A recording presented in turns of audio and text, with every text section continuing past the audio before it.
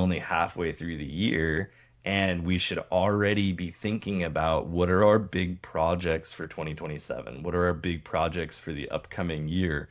We don't have to define every detail of those, but what is it that we want to accomplish at that time? Do we want to build a new school building? Maybe we want to launch a new program. Maybe there's a program growth goal where I'm running a youth program that currently has 50 kids and I want to grow that to 75 kids a week through the 2027 year, which means that we're going to need more funding. Maybe we need a bigger space. Maybe we need more volunteers, whatever that might be.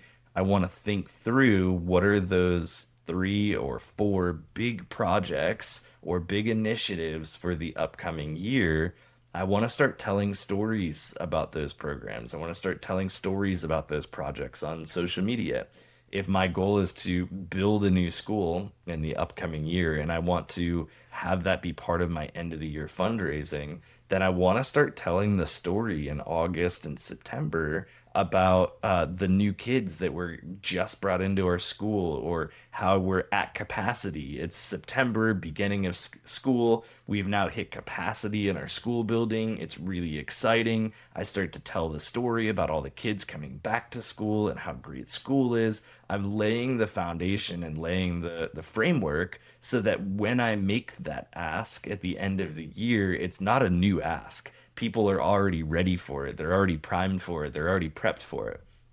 The other reason that I want to start my end of the year fundraising early, I want to get ahead of it, even with social media just starting to get some of this foundation built, is going back to what we talked about in our marketing and mindshare episode. If you haven't listened to that, I'd encourage you to go back to it. But part of the idea is that we want to capture mindshare, and mindshare is this idea that people only have a finite amount of space in their brain for any particular category of people or organization or anything else. And so as people are approaching the end of the year, they're thinking about end of the year giving. They're thinking about where do they want to write a check to. There's only going to be 2, 3, maybe 4 organizations that are top of mind for those people, where when they have their checkbook in front of them, they say, oh yeah, I want to make sure that we send a gift to this organization.